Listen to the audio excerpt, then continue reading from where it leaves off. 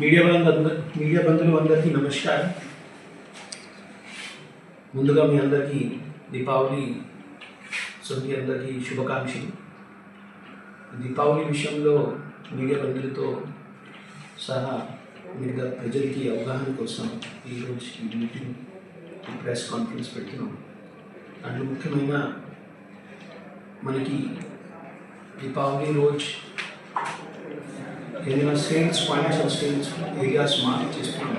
దాంట్లో explosive act ప్రకారంగా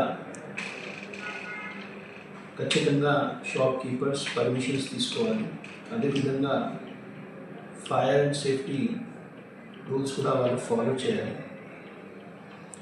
రెండోది, స్టోరేజ్ పాయింట్స్ ఎక్కడైనా పోలీస్కి పర్మిషన్ లేకుండా, పోలీస్కి నాలెడ్జ్, అదేవిధంగా ఫైర్ అండ్ సేఫ్టీ ఆడిట్ లేకుండా వాళ్ళు పెట్టుకోవద్దు.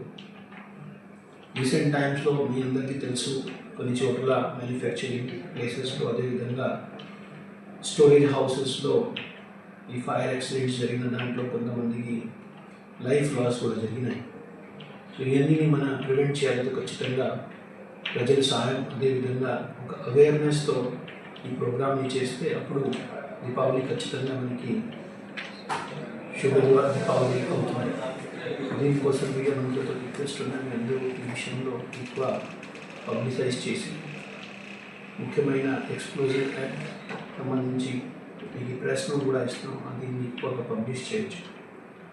అండ్ మనకి ఈ దీపావళి విదౌట్ పబ్లిక్ ఈ లాస్కి మనకి జరగాల్సిన.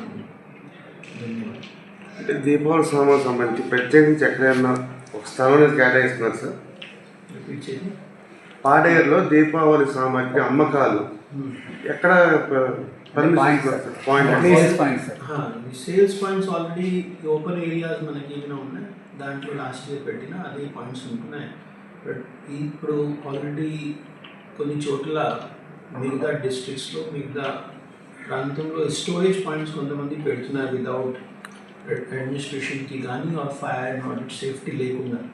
సో అది జరగకూడదు. ముఖ్యమైన ఇది గిరిజన ప్రాంతం, ఇక్కడే హాస్పిటల్స్కి వెళ్ళాలి, తో మినిమం టైం కూడా 1 అవర్ పడుతున్నాయి. మన గోల్డెన్ పీరియడ్ మిస్ అయిపోతున్నాయి ఏమైనా ఇన్సిడెంట్ జరిగితే.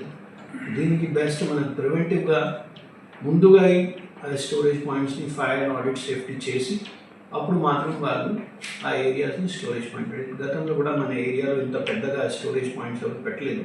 బట్ ఇప్పుడు day to day, year to year మనకి పాపులేషన్ కూడా పెరుగుతున్నాయి, ఎకనామిక్ యాక్టివిటీస్ కూడా పెరుగుతున్నాయి.